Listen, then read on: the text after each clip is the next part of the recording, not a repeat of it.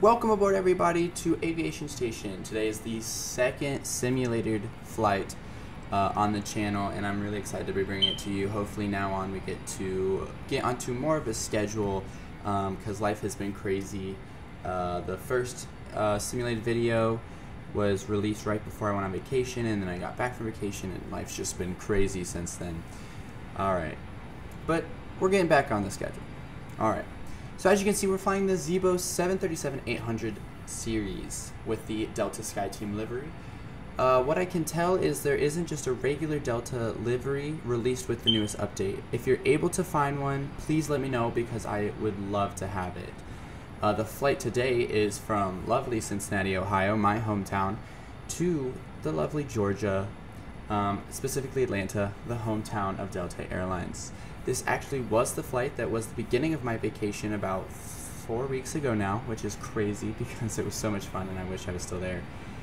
The flight down, which actually both videos are now up on this channel, is we flew an MD-90 actually down, but we did fly a 737-700 series from Atlanta to Cincinnati on the way home.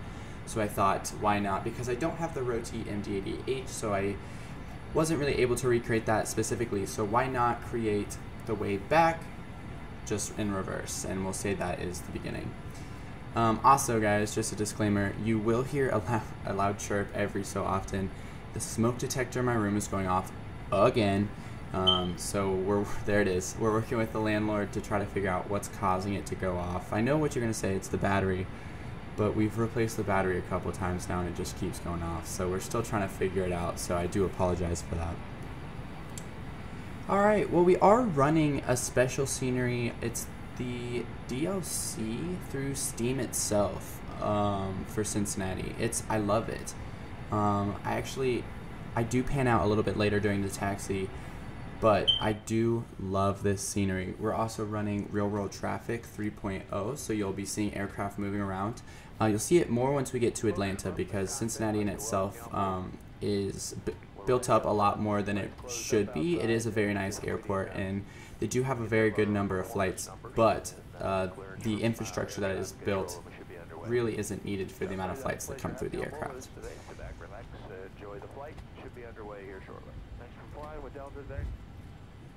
There we had the little bit announcement and the smoke detector. But I do love this scenery. And then railroad traffic, again, you'll see it more when we land in Atlanta, how much it makes everything so much lively, but it also makes it so unrealistic in and of itself. And you'll see that on the approach and landing into Atlanta. So currently we're just the aircraft is completely ready to leave. Everything is loaded. We're just waiting for about, there we go, you heard the flight attendants. We turn that beacon light on and it tells them that to get ready for departure.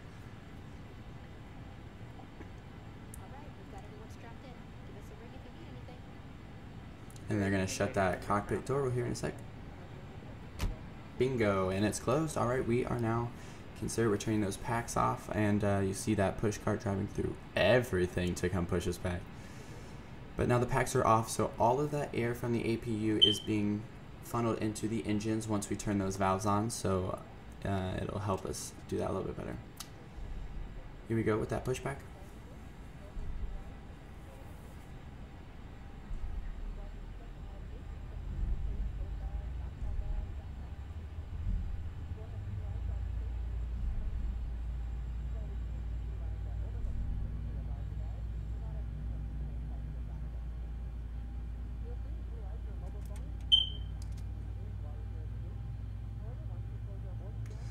There we go. We got a good engine 1 start. The N1 was above 25 and we added gas. We're just gonna kind of sit here because I don't have better pushback installed, which I really need to look on how to get that installed because I hear such good things about it. And if you're using the default pushback cart, for some reason for me, if I press left or right, we don't turn left or right, we just go farther back straight. Whereas if I press straight, they push you back to about the end of the gate line, which I guess for default is fine because then I can just turn it to wherever I want to go, but better pushback would make it so more realistic to me, I guess. So I really need to look into getting that. And if you notice here, I made a little bit of mistake. I went ahead and started those engines without turning on the fuel pumps. So we'll hop on up there and we'll turn those fuel pumps on here in a second. But we do have we have 2 good engine starts, and you'll see that click over into off ground. Turning that electrical pumps on, and then you see it right here. I was like, oh crap. Luckily I had the cross feed on, so fuel was being pumped in between both sides, so the engines were good to start. Turning on those pitot heats, and then we're turning on those window heats, because from what I've seen, no matter when I fly the 737, the side windows always fog up.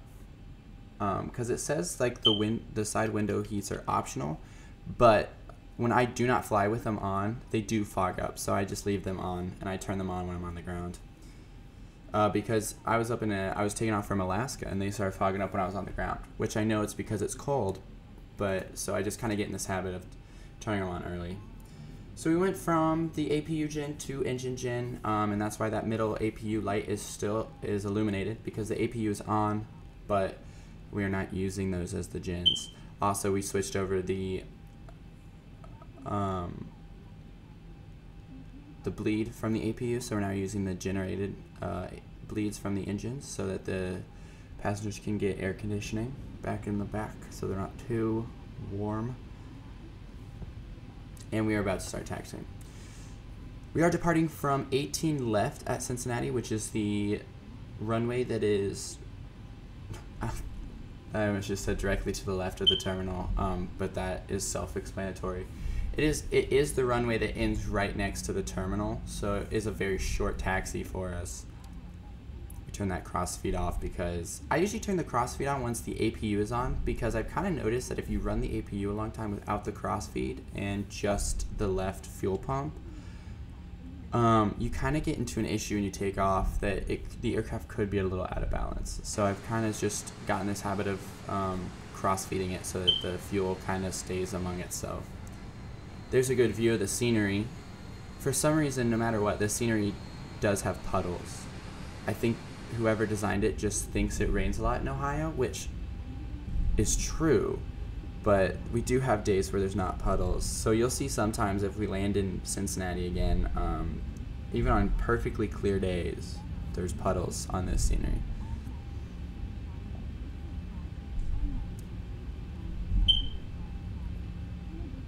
That smoke detector is gonna probably make me more mad than you, but I don't know.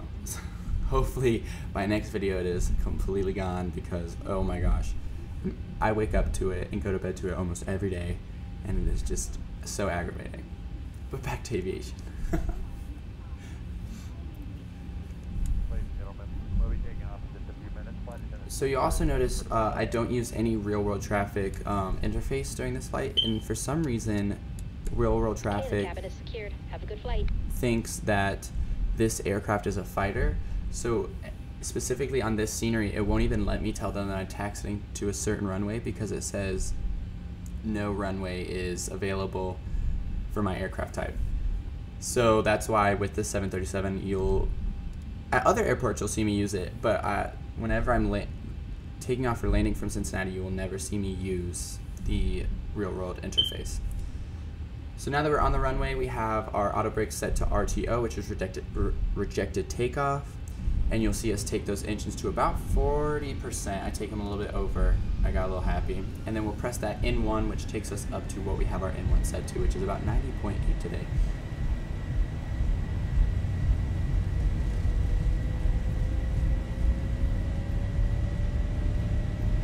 $80 knots.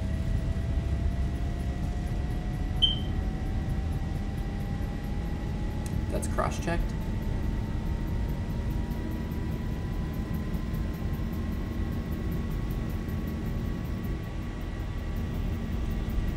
V1, rotate. Rotation. Positive brake. Positive brake gear up. Still hand flying the aircraft. We'll hand fly the aircraft through this first turn that you see on the map here. Which to me, I've never seen aircraft doing this out of CVG. The amount of times I've flown out of it and taken off of this runway specifically, and this has never happened. So I don't know what departure this is, and I don't know why we're using it. but this turn seemed very low to me. But you know, sometimes you got to do what the aircraft wants you to do. But we are still hand flying the aircraft here.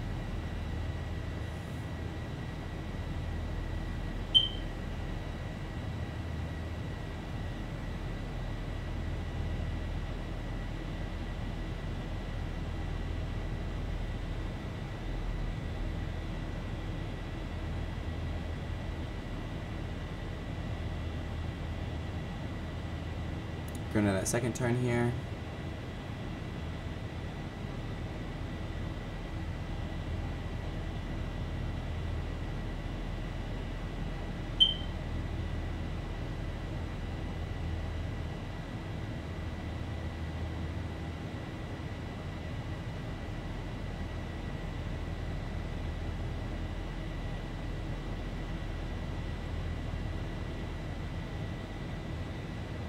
The sounds of this aircraft is unbeatable. I actually really have been enjoying the Zibo 737.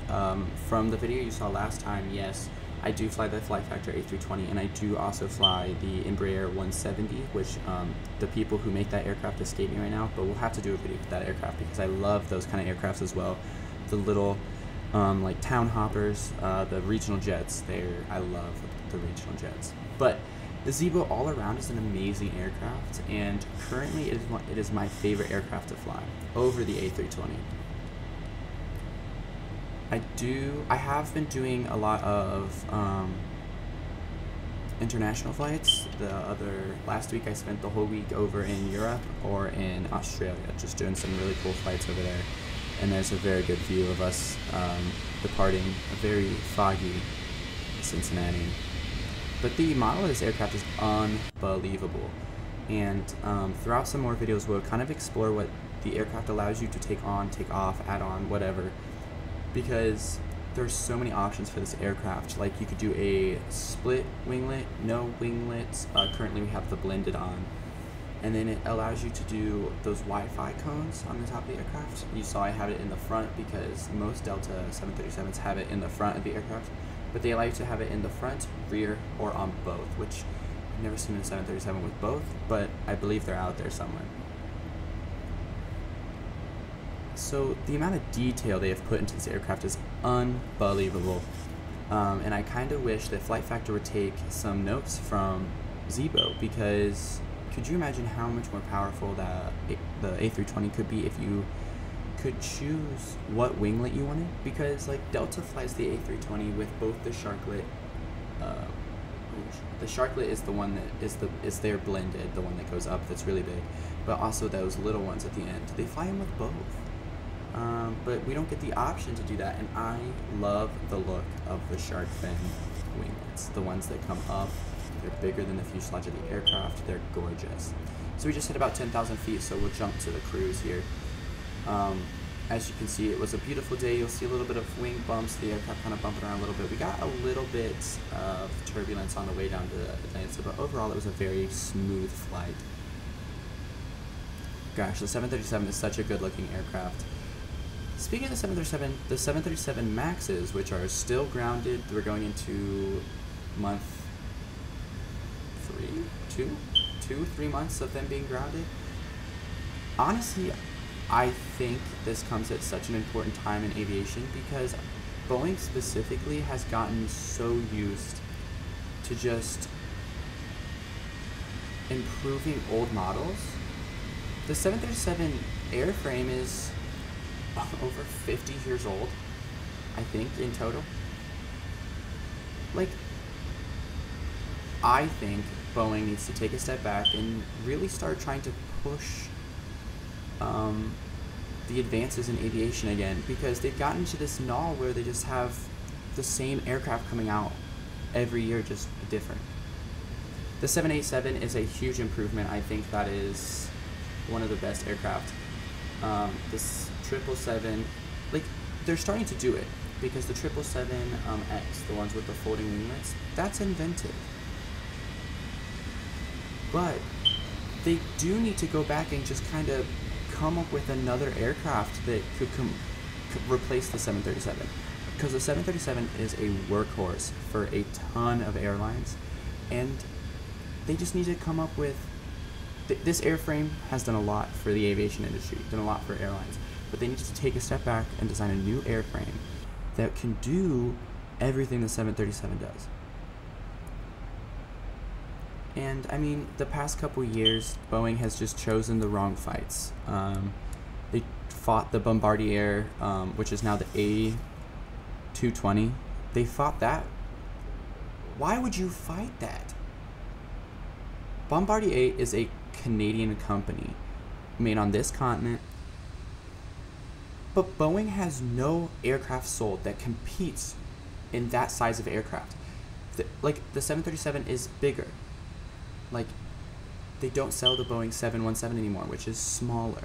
And Boeing uses that too. Or Delta uses that too. Why would you fight that? Because now it is an Airbus aircraft. It is the A220. They basically took the aircraft that they were afraid of out of at the hand of a smaller competitor, which they could have kind of worked with on this continent, and they put it right in the hands of their biggest competitors.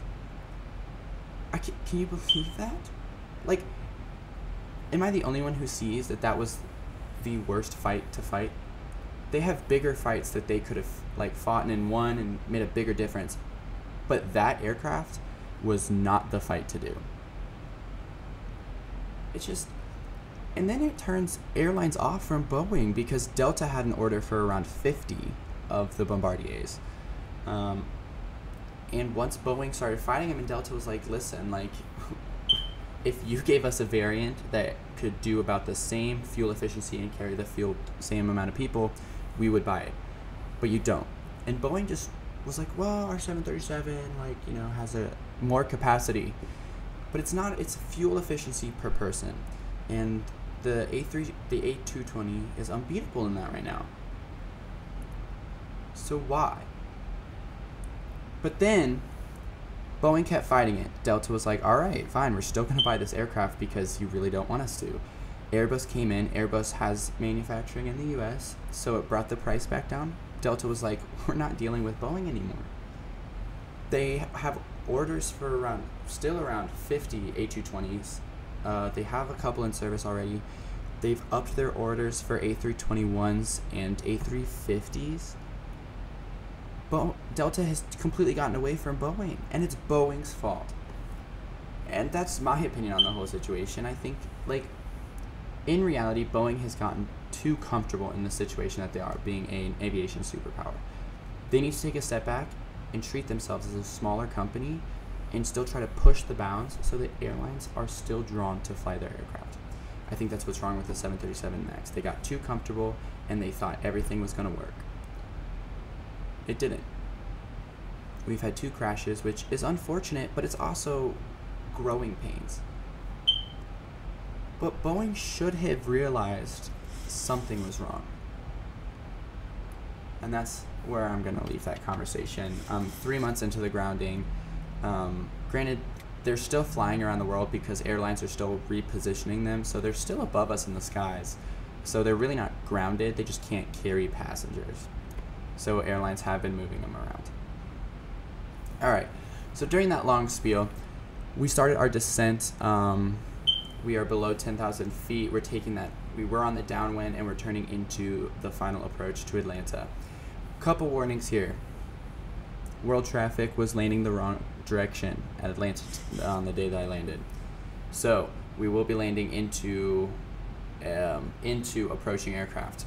Granted, on this approach, we will not run into any aircraft on landing. We get off the runway before that. But also, again, world traffic is realistic, but it also adds a whole nother level of non-realism. When we're landing, there will be an aircraft crossing the runway, so our wing kind of clips them at the end there, but we get it. All right, it was fake. Wouldn't have happened in the real world, but I just got to say that. Also, disclaimer, and I'm pretty sure I disclaimed this in my first aviation simulated video. I am not that good at landings. I mean, I get the aircraft down, and I get them down on the first half of the runway. But you'll see here that the aircraft starts descending faster than it should have, even for the FMC standards. So I kind of take it over, and so you'll see here there's an area in time where the approach looks kind of iffy. Just know that that is me trying to get the aircraft back on the glide slope. Also, you'll see on here that for some reason I cannot get the ILS to work on the Zibo. I don't know why, because it has an approach setting set in in the aircraft, but for some reason I cannot get it to work on the simulated version. If anyone can help me, that's awesome. But so it's kind of actually really helped me with my visual approaches, because now I really try to focus on those poppy lights on the runway and starting to get more comfortable with lining up the aircraft myself, because the A320, you could literally not touch anything and the aircraft would take off and land by itself. So coming from that into this, where I'm not saying this aircraft can't do that, because it can, but with how the simulator is working right now, it can't. It's really not. The ILS not working is adding a whole nother level to the simulation, which is good because it's making me better. And the landing I'll float a little bit, but not too much, so we'll let you guys see that.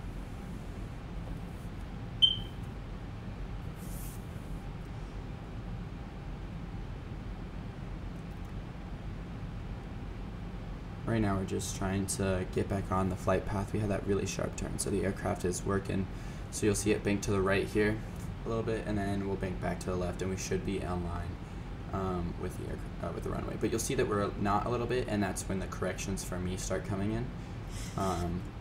And you'll also see that it's kind of twitchy, and that's because I use a Thrustmaster joystick that is like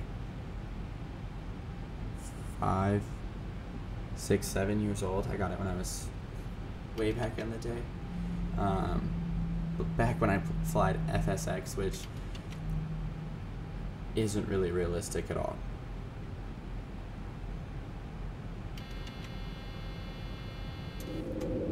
There we go, we were 2,500, so now we are putting those gear down.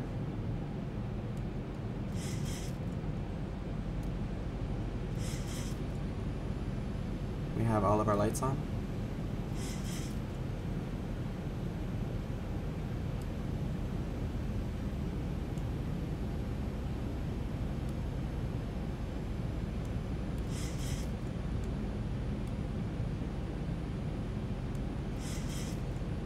Yo, also, we'll do a quick taxi to the gate, but this is almost the exact gate that we parked in landing in Atlanta. I think I was actually one terminal farther down from where we parked, but we parked right on the end like we're about to do.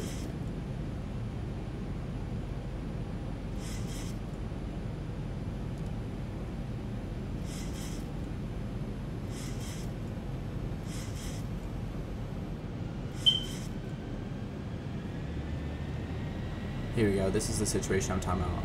We start trying to gain a little altitude because I realized that the aircraft is descending a lot faster than it should have been, and I don't know why it was doing it, and then it was turning. So that's when I take over, so you'll see me take over right here.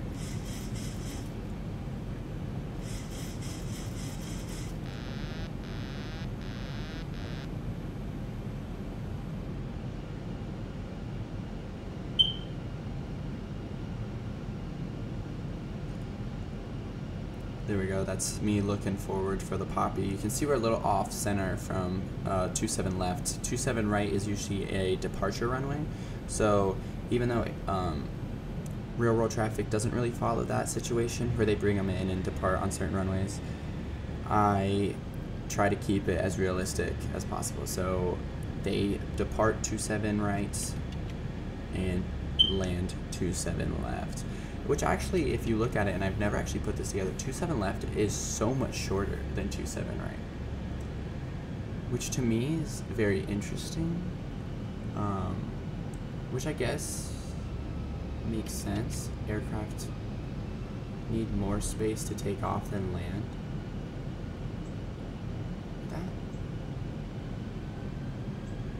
That's an interesting kind of topic. Interesting. I'll have to look into that. But here we are, we're kind of centered now on the runway. We're starting to get the red lights to show up on the poppy. So we are starting to, or we had all red, we were low. So we're starting to have white show up on the poppy lights. So we are getting ready here for our landing.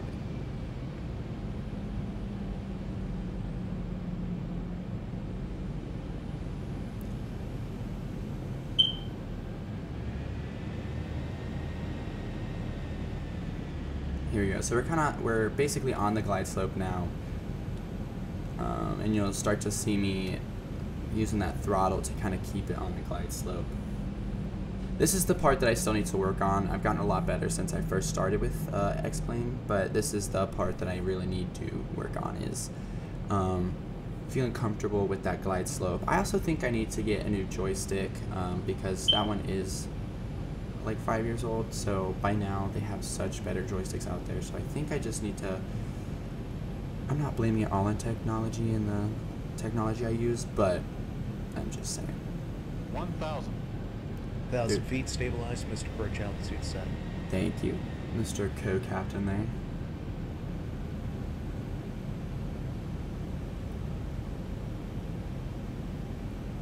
There you go, we start to see the aircraft kind of, as you see, we're a little high actually now. So I floated it a little over, which is fine because I'd rather be higher than lower. And I think that's a general rule. Because I feel like the glide slope is put where it is because there is obstructions below it. So if you're low, you kind of put yourself in that kind of danger, which if you're high, no matter what, you'll clear those obstructions.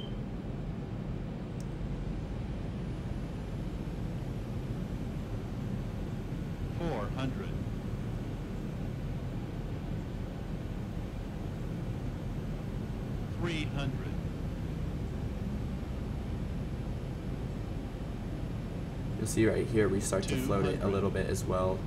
I think that's the part of the reason that I landed a little farther down is because of this little float here. 50, 40, 30, 20, 10. We float a little bit too. We flare a little too much. That's also something I'm known for. And then touchdown right here. This is the aircraft I'm talking about, crossing right in front of us.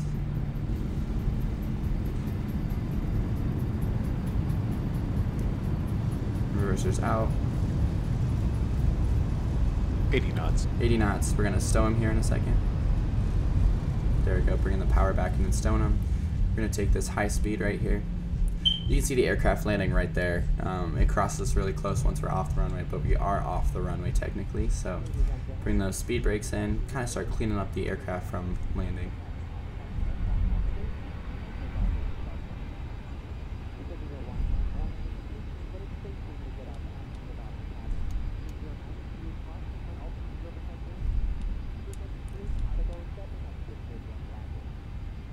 So we just turned our strobe lights off, we turned our wing lights, we turned our wheel well lights off, we turned our taxi light on, which was already on. We were starting our APU right there. We turned our runway turn-off lights and then our landing lights off.